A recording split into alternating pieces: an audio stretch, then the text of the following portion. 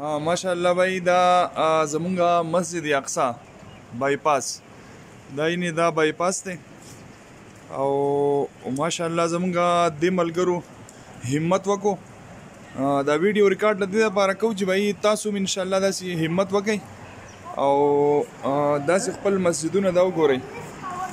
دا زمونږه دا مسجد چې کوم دی نو دا داسې د ملګرو صفا کو بالکل د دې داسې په پینالو باندې او په صرفو باندې د صفایي وکړه او کارپټ د دې نه اوچت کو مکمل او دا ټول مسجد پاک وینځو ښایسته دا یې دروازو پسې د کړکو پسې د هر څه پسې ماشاءالله د ملګرو